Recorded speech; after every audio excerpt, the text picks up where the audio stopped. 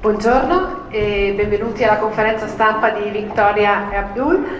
Vi presento subito i nostri ospiti, Eddie Izzard alla mia destra in fondo, Ali Fazal,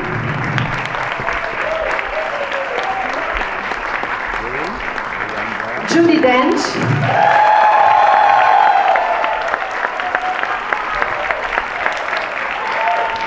il regista Stephen Frears,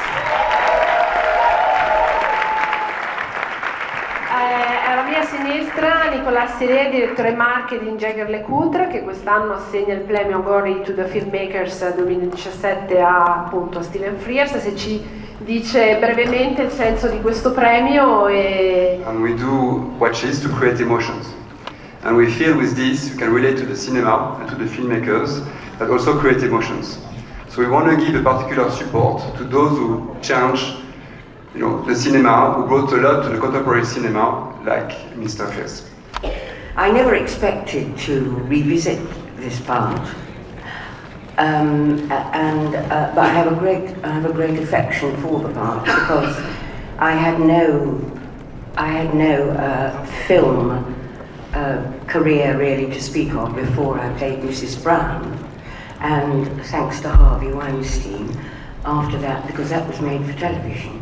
And then after that it became a film. So I never expected to replay her later on, but I must say that this particular story of Queen Victoria, 4 years in fact after John Brown had died, seemed to me to be a kind of continuance. And because I'd done the homework on Queen Victoria, the first bit of it, and the screenplay I think is wonderful. It tells a great story. And so that and the combination of working with Stephen again and all being together, I found an irresistible proposition. Hi, Stephen Shaver here for Boston Herald. Just a great movie and very affecting. Stephen, I wonder, it was always intended to be so funny, this cultural collision between India and England in the Victorian era. And for Judi, you said you'd never expected to revisit Queen Victoria, but did you sort of, I don't know, keep some kind of a dialogue in your head with her for the 20 years since you've done Mrs. Brown?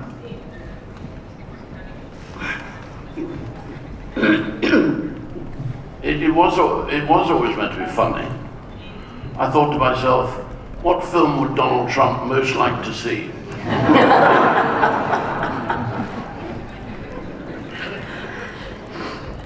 And I hadn't, because I hadn't expected, nor did I know the story of Victoria and Abdul.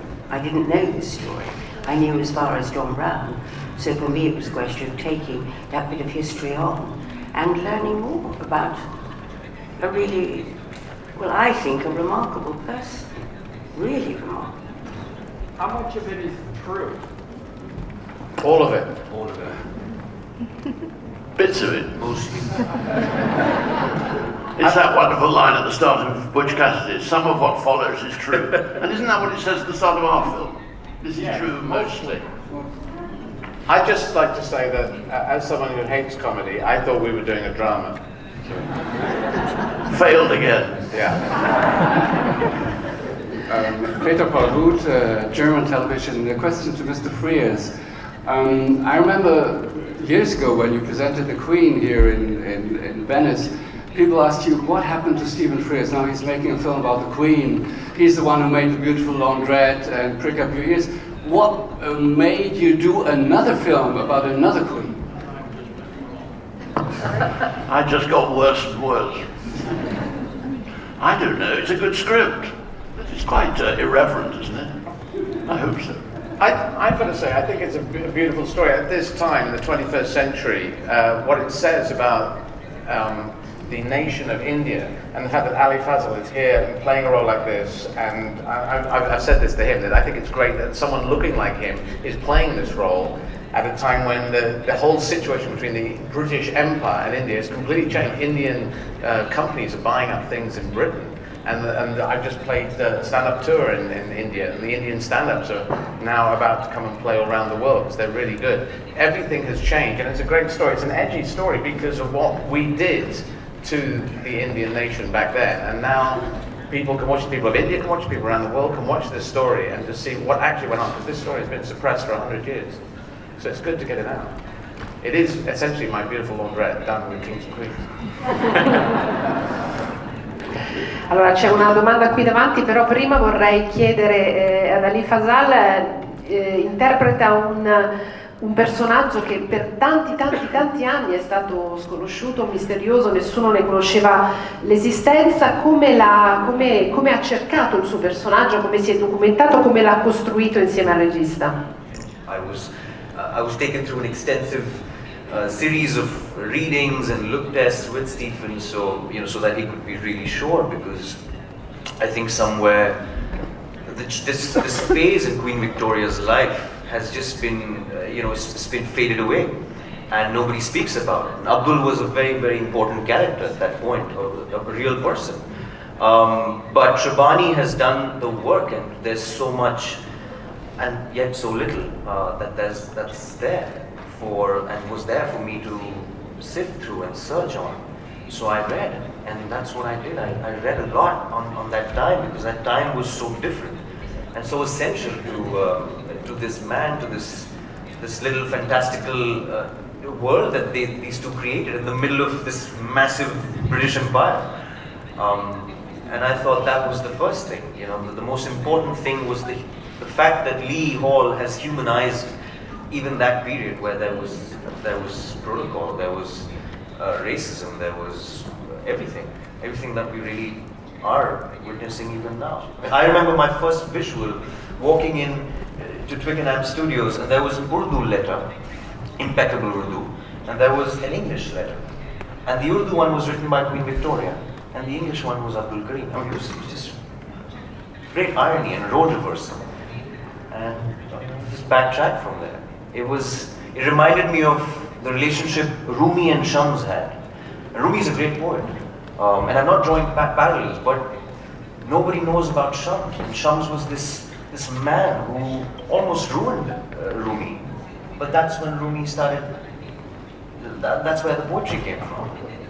And I thought there was something poetic. It could be friendship, it could be love. It was mother and son. It was so many things.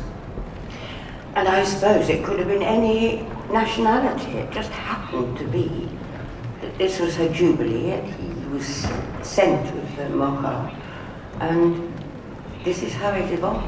Question from Stephen Frears from here, telling a story about a queen who reads Quran and learn Urdu, which is the Muslim version of Hindi.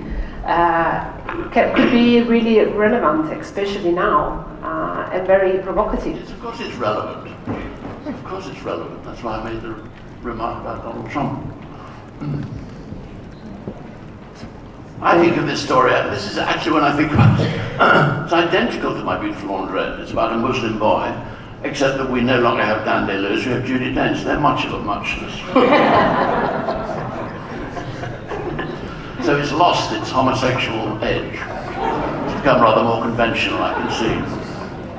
Hello, my name is Sara Ricordati from Italian magazine Gente. I would like to ask Judi Dench what was most challenging about this character, and something about wearing those huge clothes, those dresses.